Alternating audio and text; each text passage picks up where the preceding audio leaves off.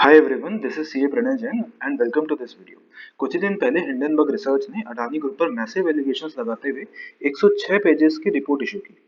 अब इस रिपोर्ट के बाद अडानी ग्रुप में left right and centre selling चालू हो गई, जिस वजह से अडानी ग्रुप के शेयर्स में मैसिव फॉल आई। अगर आप देखें 25 जनवरी को on an average Adani group के हर शेयर 5 से 7% तक गिरे ही थे। ये तो कुछ भी नहीं है। 27 जनवरी को अडानी ग्रुप के तकरीबन 8 शेयर्स हैं जिनमें लोअर सर्किट लगा, यानी कि 20% से ज्यादा की उनमें सेलिंग हुई।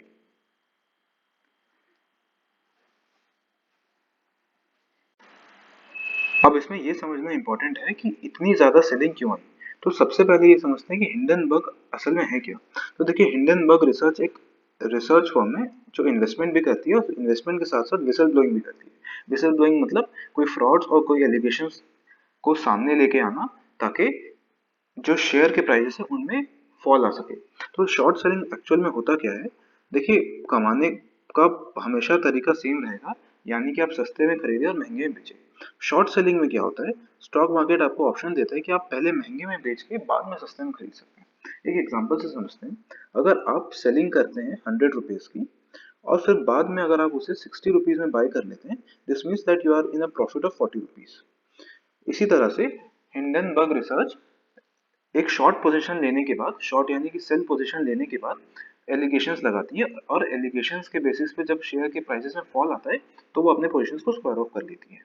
अब आप सोचेंगे कि हिंडनबर्ग अचानक से सामने आके उन्होंने अडानी पे एलिगेशंस लगाए और प्रॉफिट कमा के निकल गए, पर ऐसा नहीं है। हिंडनबर्ग का आप अगर हिस्ट्री देखेंगे तो हिंडनबर्ग की बहुत सक्सेसफुल हिस्ट्री रही है कंपनीज को शॉर्ट करने की। इनफैक्ट उन्होंने निकोला एंड टेस्ला जैसी कंपनीज को भी बहुत अच्छे से शॉर्ट किया है। देखिए, एलिगेशंस तो हर कोई लगाता है, लेकिन हिंडनबर्ग ने कुछ रिसर्च करके मेनली 3 एलिगेशंस लगाई है। पहला, उनका कहना है कि अडानी मार्केट प्राइसेस को मैनिपुलेट कर रहे हैं। दूसरा, उनकी कंपनी में जो डेट है वो बहुत हाई है, जो सस्टेनेबल नहीं है।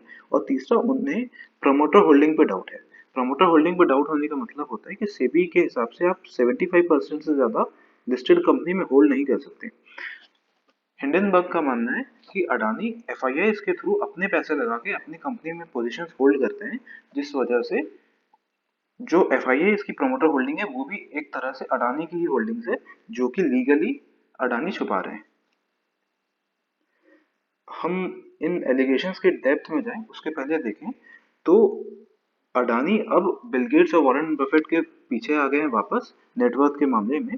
और जो 2 दिन में कॉन्सेंट्रेटेड सेलिंग आई, जिस वजह से अडानी ने तकरीबन $22 बिलियन की वर्थ को लूज करी है। एक और रिपोर्ट की माने तो जो इन्वेस्टर्स है उन्होंने 4 लाख करोड़ रुपीस तक का लॉस लिया है इन 2 दिनों में, just because of panic selling in Adani stocks. लेकिन कई का अभी भी मानना है कि अडानी स्टॉक्स में जो डेट है वो डेट जरूरी है, क्योंकि जिस प्रकार के बिजनेस में वो है वहाँ डेट एसेंशियल है। और जैसे आईआईएफएल सिक्योरिटीज ने तो ये रिकमेंड भी किया है कि they should go for FPO of Adani. But the point is कि अडानी का एफपीओ जिस प्राइस पे आया है वो मार्केट प्राइस से भी ज्यादा है। तो why would people invest in such FPO, जब अगर उन्हें अडानी के शेयर्स लेना भी है तो वो मार्केट से डायरेक्टली ले सकते हैं। कुछ का ये भी कहना है कि अंबुजा सीमेंट जैसी कंपनीज और अडानी पोर्ट जैसी कंपनीज इस फॉल के बाद बहुत सेंसिबल वैल्यूएशंस पे आ गई है। पर दूसरी तरफ अगर आप हिंडनबर्ग की माने तो उन्होंने कहा है कि अगर आप सारे एलिगेशंस को भी इग्नोर करें तो अडानी के शेयर्स 85% तक ओवर वैल्यूड है। अब आ जाते हैं जो उन्होंने एलिगेशंस लगाए अडानी पे प्रमोटर होल्डिंग के बारे में। तो ये अडानी एंटरप्राइजेस की प्रमोटर होल्डिंग की लिस्ट है, जिसमें आप देखें अगर आप अडानी जी यानी प्रमोटर और एफआईआई की होल्डिंग का टोटल लगाएं तो ये टोटल 88% के आसपास आता है। अब 88% से क्या होता है कि टोटल में से 88% अगर अडानी ग्रुप होल्ड कर रही है, इसका मतलब मार्केट में फ्री फ्लोट जितने भी शेयर्स हैं उसमें 12% बचे हैं। जिस वजह से क्या होता है, मार्केट में एक शॉर्टेज क्रिएट की जाती है, जिस शॉर्टेज के कारण शेयर्स की प्राइसेस बढ़ते हैं। अगर आप डिमांड सप्लाई का ग्राफ देखें तो जब सप्लाई कम होती है और डिमांड बढ़ती है तो ऑब्वियसली प्राइसेस इंक्रीज होती हैं। और इसी चीज का फायदा उठाने के लिए अडानी जी बाहर की कंपनीज में अपना पैसा लगा के वापस अपने कंपनी का शेयर्स खरीद रहे हैं, ताकि एक शॉर्टेज बनी रहे। ऐसा इस रिपोर्ट का कहना है। तो कई ऐसी कंपनीज का नाम लिया गया है जो मॉरिशस बेस्ड है और भी कई कंट्रीज बेस्ड है। तो एक एग्जांपल के लिए हम मॉरिशस ही लेते हैं। तो अडानी जी अपना ही पैसा मॉरिशस की कुछ कंपनीज में लगाते हैं जो एफआईआई के रूट से वापस अडानी के शेयर्स खरीदते हैं, जिसमें अल्टीमेटली कंट्रोल आ जाता है अडानी जी का ही। देखिए, मॉरिशस बेस्ड फंड के पास $7 बिलियन के अडानी के शेयर्स हैं। अब रही बात एफआईआई के होल्डिंग्स की, ये एक बहुत बड़ा कंसर्न तो है ही। इसके अलावा आज के तारीख में अगर आप एलआईसी की होल्डिंग्स देखें तो एलआईसी अडानी की बहुत सारी कंपनीज में एक बहुत मेजर स्टेक होल्ड करती है। जैसे अडानी गैस में 5 to 6% का होल्डिंग है, अडानी एंटरप्राइजेस में 4.5%, अडानी पोर्ट्स में 9%, जो कि बहुत मैसिव होल्डिंग्स है। और ऐसा नहीं कि अडानी ने ये बहुत पहले और सस्ते वैल्यूएशन पे लिया हुआ था, अडानी कंटिन्यूसली फ्रेश इन्वेस्टमेंट कर भी रहा था। एक रिपोर्ट के हिसाब से एलआईसी ने 2 दिन में 16,000 करोड़ के आसपास, और कुछ रिपोर्ट्स तो ये भी कहती है कि 18,000 करोड़ तक के पब्लिक मनी को गंवाया है एलआईसी में इन्वेस्टमेंट की वजह से।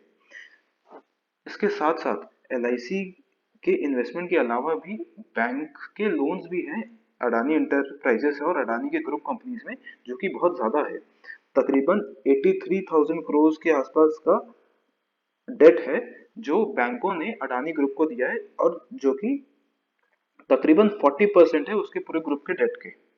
अब इतना ज्यादा डेट है जिस वजह से कंपनी अगर कल के दिन अपने ऑब्लिगेशंस को पूरा नहीं कर पाती तो हमारे बैंकिंग सिस्टम को एक बहुत बड़ा शॉक लग सकता है। इन 2 दिनों में जो हमारे बैंकिंग स्टॉक्स है उनमें भी बहुत कॉन्सेंट्रेटेड सेलिंग आई। देखिए, बैंक ऑफ बड़ौदा में 2 दिन में 11% के फॉल आया, बैंक ऑफ इंडिया में 9%, एसबीआई में 9%। जो हमारे पीएसयू बैंक है उनमें बहुत मैसिव सेलिंग आई, क्योंकि उनका बहुत बड़ा एक्सपोजर है by way of debt in Adani groups companies. देखिए, इसके साथ साथ एक बहुत बड़ी प्रॉब्लम है, वो है इनएडिक्वेट करेंट रेशियो की। अब इनएडिक्वेट करेंट रेशियो का मतलब होता है कि आपकी कितनी एबिलिटी है शॉर्ट टर्म लाइबिलिटीज को पे करने की through your short term assets. तो देखिए, करंट असेट्स में क्या आता है, आपके कैश बैलेंसेस आते हैं, आपके मार्केटेबल सिक्योरिटीज आती है, आपकी इन्वेंट्री आती है जो रेडिली कन्वर्टेबल इनटू कैश होती है। वेयर एज जो करंट लाइबिलिटीज होती है, करंट लाइबिलिटीज आपकी होती है जैसे सैलरी पेमेंट, इलेक्ट्रिसिटी बिल के पेमेंट, जितने भी आपके रेगुलर एक्सपेंसेस है वो है। तो कई कंपनीज का जो करंट रेशियो है वो 0.5 से भी कम है। यानी कि अगर अडानी के पास 100 रुपए के खर्चे हैं तो उनके पास उसके अगेंस्ट में सिर्फ 50 रुपए के करंट असेट्स हैं। पर अडानी ग्रुप ने एक स्टेटमेंट में ये भी कहा है कि धीरे धीरे वो अपने प्लेस्ड शेयर होल्डिंग्स को गिराए जा रहे हैं, जिस वजह से उनकी कंपनी और सेफ होते जा रही है और डेट उनका रिस्की नहीं है। अब एक चीज ये भी समझना जरूरी है। देखिए, इन पे जो एलिगेशंस लगे हैं कि वो अपने प्राइसेस को इंक्रीज कर रहे हैं उनकी शॉर्टेज क्रिएट करके, आर्टिफिशियल शॉर्टेज क्रिएट करके। अब बैंक्स क्या करती है, जब शेयर्स को प्लेज करती है, तो फॉर एग्जांपल अगर आप बैंक्स में 1,000 रुपीज के शेयर्स को प्लेज करते हैं और बैंक आपको प्लेज्ड शेयर्स के 50% वैल्यू तक का लोन सैंक्शन करती है, तो इस केस में मान लीजिए बैंक ने आपको 500 रुपीज तक का लोन को सैंक्शन किया।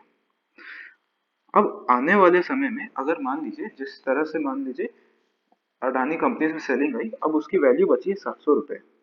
तो आज के तारीख में बैंक सिर्फ 350 रुपीज देने के लिए एलिजिबल है, जबकि उन्होंने लोन दे दिया है 500 रुपीज का। अब इस केस में बैंक या तो अडानी ग्रुप से कह सकती है कि यार आप 150 रुपीज को वापस करो, या फिर वो मार्केट में उनके शेयर्स को सेल करके अपने 150 को रिकवर कर सकती है। अब इस केस में क्या होता है, सेकंड केस में अगर बैंक मार्केट में उनके शेयर्स को सेल करने जाती है तो अगेन मार्केट में, क्योंकि सप्लाई बहुत ज़्यादा हो जाएगी, अब रिटेल इन्वेस्टर्स और फंडामेंटल जो आपके इंस्टीट्यूशनल इन्वेस्टर्स है उनमें एक पैनिक क्रिएट होगा, जिस वजह से शेयर्स के प्राइसेस और गिरने लगेंगे। तो इससे बैंकों का फायदा होने की जगह और नुकसान ही होगा।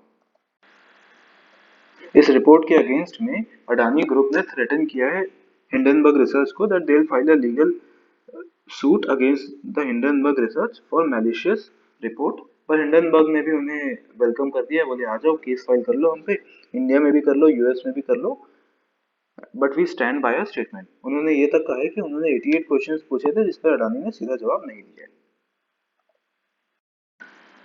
अगर आपको ऐसे इन्फॉर्मेटिव कंटेंट पसंद आते हैं Do like this video as it helps with the algorithm to spread the message across, and also do share the channel as it helps a lot. Thank you. अगर आपको ऐसे इन्फॉर्मेटिव कंटेंट पसंद आते हैं, do like this video as it helps with the algorithm to spread the message across, and also do share the channel as it helps a lot. Thank you.